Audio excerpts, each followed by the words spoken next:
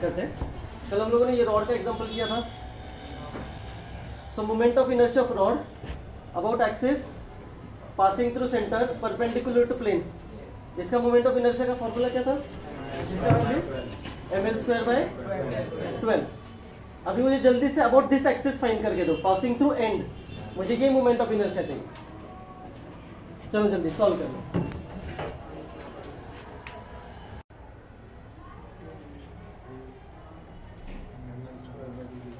ml²/3 rod के centre से अगर पास होगा तो ml²/12 है। तो कॉर्नर से हम लोग कैसे फाइंड करेंगे? ये दोनों पैरेलल है, तो parallel axis theorem I1 = IC + mh²। h क्या होता है? डिस्टेंस बिटवीन ये दो एक्सिस।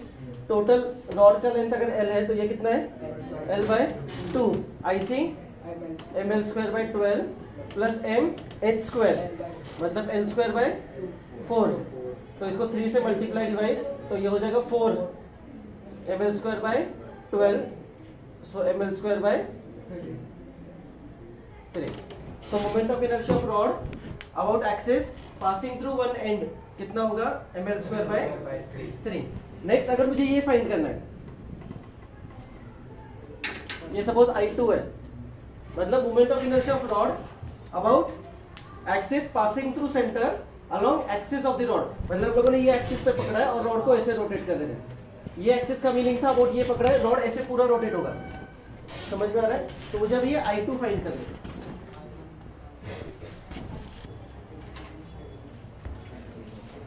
ठीक है, टाइम अप। अब यहाँ पे देख लो x और y एक्सिस कौन सा है? यहाँ पे ये अपने x एक्सिस होगा, बराबर। तो ये x एक्सिस है, ये y एक्सिस होगा।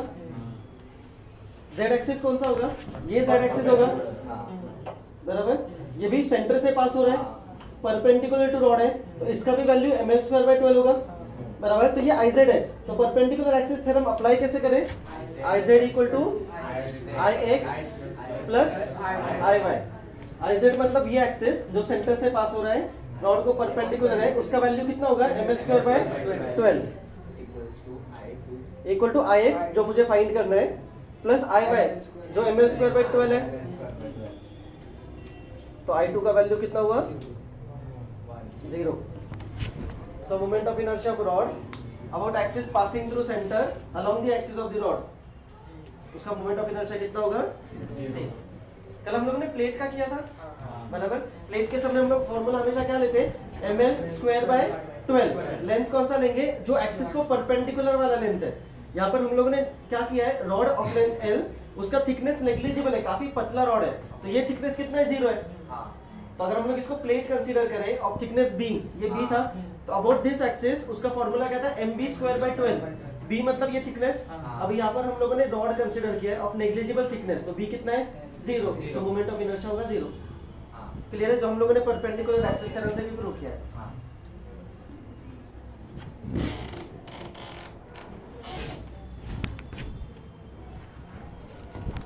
ओके, नेक्स्ट हम देख लो। अभी यहाँ पे सपोज ये रॉड है, यहाँ पर हम लोगों ने एक मास सस्पेंड किया हुआ है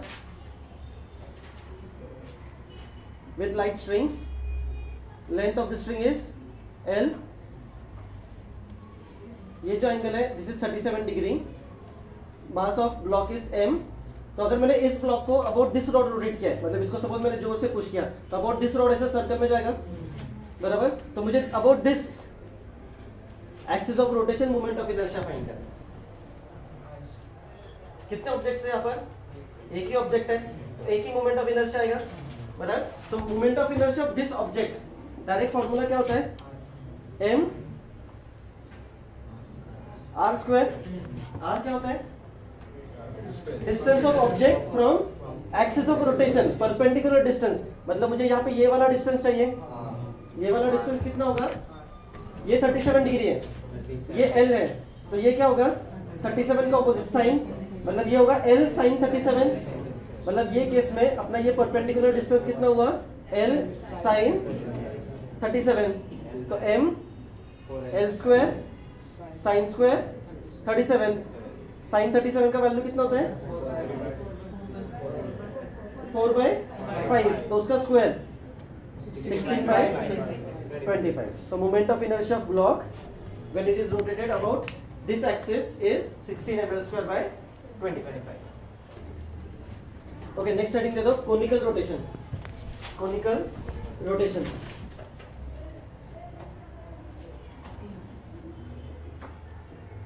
कोनिकल रोटेशन. अभी कोनिकल रोटेशन का मीनिंग क्या हुआ? सपोज ये एक रॉड है, मैंने इस रॉड का about this axis of rotation उसको रोटेट किया है, ये ऐसे. तो ये वाला पॉइंट कैसे जाएगा? ऐसे सर्कल में जाएगा, बराबर. ऐसे होगा. लोअर पॉइंट भी सेम ऐसे दिखेगा. तो अगर मैं फास्ट रोटेट करूं तो ऐसा कोन दिखेगा मुझे, बराबर. therefore this topic is called as conical rotation. Suppose ये कोन का जो एंगल है, दिस एंगल इज थीटा. तो इसको सॉल्व कैसे करते हैं? इजी मेथड है. पहले अज्यूम कर लो ये रॉड पूरा ऐसा है, थीटा कितना है? 90 डिग्री. पूरा रॉड ऐसा है, बराबर. तो जब रॉड ऐसा था तो ये एक्सिस कौन सा है? Passing through centre perpendicular to plane. तो about that axis moment of inertia कितना था? ml square by 12. सिर्फ एक एक्स्ट्रा चीज ऐड कर दो इसमें, sin स्क्वायर थीटा और समथिंग, बराबर है. ठीक है. और ये एक्स्ट्रा चीज sin स्क्वायर थीटा यहाँ पर क्यों आएगी? अगेन अगर हम लोग इसको सॉल्व कर ले तो इंटीग्रेशन से सॉल्व करना पड़ेगा, बराबर. तो सॉल्व कैसे करते हैं इंटीग्रेशन से? इसको छोटा सा एलिमेंट यहाँ पर लेंगे, of length dx, of mass dm. इसका यहाँ से डिस्टेंस कितना है? x डिस्टेंस है. लेकिन एक्सिस ऑफ रोटेशन से ये डिस्टेंस कितना होगा? ये अगर थीटा है तो ये डिस्टेंस कितना हुआ? x sin थीटा, बराबर है. क्योंकि फॉर्मूला में हम लोग यूज क्या करेंगे? Integration of r square dm. और r क्या होता है? Distance of element from axis of rotation, perpendicular distance, मतलब ये डिस्टेंस लेना पड़ेगा, बराबर. तो r स्क्वायर की जगह पर क्या आ जाएगा? x square sin square theta. और dm हम लोगों ने कल भी देखा था, dm का फॉर्मूला क्या होगा? लैम्बडा इनटू छोटा सा एलिमेंट dx. लैम्बडा मतलब क्या होता है? मास पर यूनिट लेंथ. सब कुछ यहाँ पर सब्स्टिट्यूट कर देते हैं dm की जगह पर, m/l dx. m/l sin square theta, integration sine के बाहर. कल का डेरिवेशन अगर चेक करोगे तो सिर्फ m/l बाहर आता था और अंदर x स्क्वायर dx. तो सब कुछ स्टेप सेम है. कल क्या था? m/l integration of x square dm. ये पूरा सॉल्व करके आंसर क्या आएगा? ml square by 12. और ये साइन स्क्वायर थीटा तो एक्स्ट्रा यहाँ पर. सो मोमेंट ऑफ इनर्शिया कितना हुआ? ml square by 12 sine square. Clear है? अगर इतना लेंथी डेरिवेशन एक्सपेक्टेड नहीं है, तुमको सिर्फ क्या अज्यूम करना है? थीटा 90 डिग्री अज्यूम करना है. उस केस में मोमेंट ऑफ इनर्शिया कितना था? ये सेंटर से पास हो रहा है इसलिए ml स्क्वायर बाय 12. और एंगल कितना है? थीटा, इसलिए multiply by sine square theta. Suppose इसी सम को अगर वेरिएशन दे दूं, ये एक्सिस ऑफ रोटेशन है, ये वाला, ये एक्सिस ऑफ रोटेशन, ये तो सेंटर लाइन है. अबाउट दिस लाइन यहाँ पर मैंने यहाँ पर दो रॉड वेल्ड किए 90 डिग्री टू ईच अदर. ये 90 डिग्री है. और अबाउट दिस एक्सिस मैंने, अबाउट दिस एक्सिस इसको रोटेट किया ऐसा. तो ये पूरा सिस्टम रोटेट होगा. तो मुझे मोमेंट ऑफ इनर्शिया फाइंड करना है. यहाँ पर कितने ऑब्जेक्ट्स हैं? दो ऑब्जेक्ट्स हैं. सपोज ये ऑब्जेक्ट 1 और ये object 2. Total moment of inertia दोनों का एडिशन होगा. तो पहले ऑब्जेक्ट 1 के बारे में मोमेंट ऑफ इनर्शिया का डिस्कशन करते हैं. ये एंगल थीटा, कौन सा एंगल लेते हैं हम लोग हमेशा? ये वाला एंगल ना, वर्टिकल के साथ वाला एंगल. तो वर्टिकल के साथ वाला ये कितना एंगल होगा? 45 डिग्री इस केस में, बराबर है. ठीक है. तो अगर ये रॉड थीटा 90 डिग्री होता तो ये रॉड पूरा का पूरा ऐसे होने वाला है. तो उस केस में मोमेंट ऑफ इनर्शिया कितना होता? ml square bye. अगर ये रॉड यहाँ पर होगा 90 डिग्री पे, तो एक्सिस कहाँ से पास हो रहा है? सेंटर से पास हो रहा है या एंड से पास हो रहा है? एंड से पास हो रहा है, बराबर. तो जब रॉड एक्सिस रॉड से एंड से पास होगा तब मोमेंट ऑफ इनर्शिया कितना होगा? ml square by 3. तो सिर्फ एक चीज ऐड कर देंगे, sin स्क्वायर 45. इस केस में जब हम लोग थीटा 90 करेंगे तो एक्सिस सेंटर से पास हो रहा था, इसलिए ml स्क्वायर बाय 12. इस केस में जब हम लोग थीटा 90 डिग्री करेंगे तो एक्सिस कहाँ से पास हो रहा है? एंड से पास हो रहा है. तो एंड से जब पास होगा तो मोमेंट ऑफ इनर्शिया था ml square by 3. sin square 45 कितना होगा? 1/√2 और उसका स्क्वायर, तो ml स्क्वायर बाय 6 होगा टोटल. तो I2 के बारे में भी सेम कैलकुलेशन होगा. तो I2 का भी क्या आएगा? ml square bye 6. तो टोटल मोमेंट ऑफ इनर्शिया क्या होगा? I1 plus I2. सो ml square bye 6 plus ml square bye 6, 2 ml square bye 6 difference समझ में हम लोग क्या करेंगे, मतलब हमेशा ml स्क्वायर पे 12 नहीं लेना है, तुमको चेक करना पड़ेगा अबाउट एक्सिस कौन से पॉइंट के अक्रॉस पास हो रहा है, तो उस पॉइंट के across moment of inertia into वो extra term sine square theta. ठीक है, टी शेप है, ऊपर एक रॉड है और नीचे एक रॉड है, दोनों के बीच में जॉइंट है, दोनों रॉड का लेंथ कितना है, लेंथ एल। ठीक है, अभी क्वेश्चन लिखते सुनना।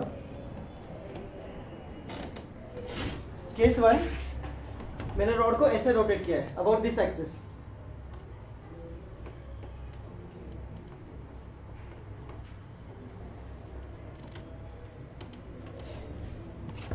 समझ में आ रहा है?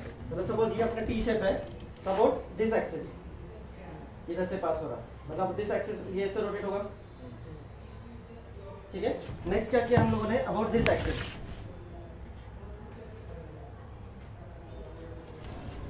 इमेजिन हो रहा है, तो ये जो अपना टी शेप था, ये सामने से ये वाला एक्सिस, ये वाला एक्सिस, तो जब ये वाला एक्सिस का क्रॉस ऐसे रोटेट होगा तो दोनों का क्रॉस मूवमेंट ऑफ इनर्शिया अलग अलग होने वाला है। तो क्वेश्चन में क्या पूछा है, सपोज ये बी डैश है, ratio of moment of inertia about A dash divided by B dash, मतलब ये separate moment of inertia find करना है और सिर्फ डिवीजन कर देना है। तो सॉल्व कैसे करेंगे, अब यहाँ पे दोनों रॉड का लेंथ कितना है, एल। तो एक में ट्राई करके देता हूँ तुमको, ए डैश के बारे में पहले डिस्कशन करते हैं। ए डैश, ये ऑब्जेक्ट 1 और ये ऑब्जेक्ट 2, तो दो ऑब्जेक्ट्स हैं, तो दो मोमेंट ऑफ इनर्शिया आएंगे। मोमेंट ऑफ इनर्शिया ऑफ 1 कितना होगा, मुझे बताओ, वो एक्सिस पास कैसे हो रहा है, ए डैश और एक्सिस कौन से पॉइंट से पास हो रहा है, एंड पॉइंट से पास हो रहा है। या अगर ऑब्जेक्ट 1 लूं तो मोमेंट ऑफ इनर्शिया कैसा है, about axis passing through and, तो रॉड 1 का मोमेंट ऑफ इनर्शिया कितना होगा, ml स्क्वायर बाय 3। अभी मुझे moment of inertia of rod 2 find करना है, about this axis, parallel axis theorem बराबर। किसके साथ पैरेलल अप्लाई करूं, इसको पैरेलल ये वाला आएगा बराबर है, और about this axis moment of inertia कितना है, 2 का, about this axis along the length of the rod 0 बराबर। सो moment of inertia this rod about A dash कितना होगा, IC प्लस MH स्क्वायर, ये दोनों के बीच में पैरेलल एक्सिस थ्योरम, H मतलब ये डिस्टेंस कितना H है, length of the rod L, और IC कितना है, moment of inertia about this axis 0, तो ये होगा ML स्क्वायर, तो I2 हुआ ML square. So moment of inertia about A dash होगा I1 plus I2 equal to ml square by 3 plus ml square, 4 ml square by 3। यहाँ तक clear है, समझ में आया? अभी अबाउट दिस पॉइंट करते हैं, बी डैश I1, अगेन वो एक्सिस पास कहाँ से हो रहा है, रॉड के लेंथ एंड से पास हो रहा है। सो moment of inertia of object 1 कितना होगा, ml स्क्वायर बाय 3 I2। अभी इसका मोमेंट ऑफ इनर्शिया फाइंड करना है, मतलब इसका भी ये एक्सिस, ये दोनों एक दूसरे के साथ पैरेलल है, इन दोनों के बीच डिस्टेंस कितना, अगेन इन दोनों के बीच का डिस्टेंस L होगा।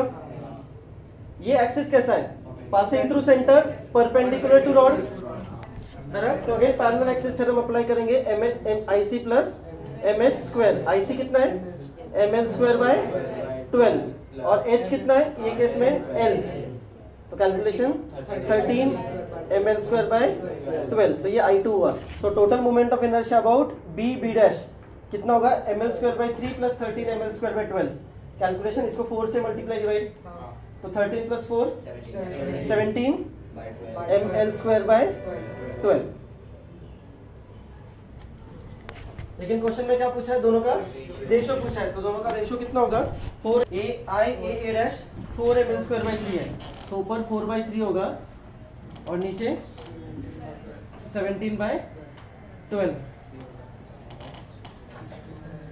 तो ये होगा 4 इंटू 12 अपॉन 48 बाय 16 बराबर ना, इसका कैलकुलेशन हो जाएगा, ये 4 से कैंसिल 16 बाय 7। ओके, हम लोग दो सम्स करते हैं अभी। एक सम हम लोग लेते हैं इक्विलैटरल ट्रायंगल। सपोज एक इक्विलैटरल ट्रायंगल है ऑफ साइड ए कॉर्नर्स पे हम लोगों ने 3 मासेस अटैच किए of mass m। Find moment of inertia, suppose इसको लेबल करते हैं a b c। Find moment of inertia of system about axis ab। मतलब क्या, ये एक्सिस ऑफ रोटेशन है, ये एक्सिस ऑफ रोटेशन, और अबाउट दिस एक्सिस ये पूरा सिस्टम रोटेट करेगा। समझ में आया? और दूसरा हम लोग फाइंड करेंगे about axis passing through point D and perpendicular to plane, मतलब इस प्लेन को परपेंडिकुलर, जैसे नीचे से यहां से चला गया, बराबर है। तो अबाउट ये आईडी मुझे फाइंड करना है, इसको लेबल करता हूं, चलो I2। समझ में आ रहा है? ठीक है, ए बी से स्टार्ट करते हैं। तो यहाँ पर कितने ऑब्जेक्ट्स हैं? 3 ऑब्जेक्ट्स हैं। So total 3 moment of inertia आएंगे। So total moment of inertia क्या होगा? Total moment of inertia of system I, moment of inertia A plus B plus C, point object से तीनों। सो मोमेंट ऑफ इनर्शिया का formula क्या होता है point objects के लिए? mr² A B C. r क्या होता है? Distance of object from perpendicular distance from axis of rotation. तो ये जो पॉइंट a है, इसका इस एक्सिस ऑफ रोटेशन से डिस्टेंस कितना है? 0। ये जो पॉइंट a इसी एक्सिस पे लाई कर रहा है, तो उसका डिस्टेंस कितना है? 0। तो ये 0 हुआ। b का डिस्टेंस कितना है इस एक्सिस से? 0। c का डिस्टेंस कितना है इस एक्सिस से? a b एक्सिस है अपना, ये डिस्टेंस होगा। क्लियर है? ये डिस्टेंस कितना होगा? इक्विलैटरल ट्रायंगल है, हाइट ऐसे कर सकते हैं ना, ये 60 डिग्री होगा, बराबर, ये 30 डिग्री होगा, side opposite to 60 degree √3/2 times hypotenuse. और हाइपोटेनस कितना है? a। तो ये हुआ m 3/4 a², सो 3/4 m a², बराबर है? समझ में आया? नेक्स्ट, अगर मुझे अबाउट दिस एक्सिस लेना है, about axis passing through centre और परपेंडिकुलर टू प्लेन, तो कितना होगा? किसके बीच में पैरेलल एक्सिस?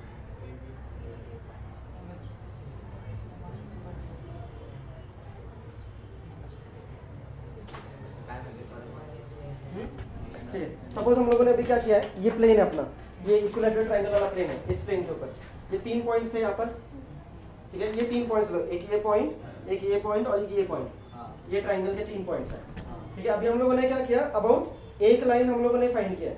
अभी क्या पूछा है, ये ट्रायंगल का जो सेंटर पॉइंट है उसमें से एक्सिस ऐसे पास हो रहा है, तो अगेन 3 ऑब्जेक्ट्स है, तो 3 mr² आएगा। लेकिन अभी r कौन सा आएगा?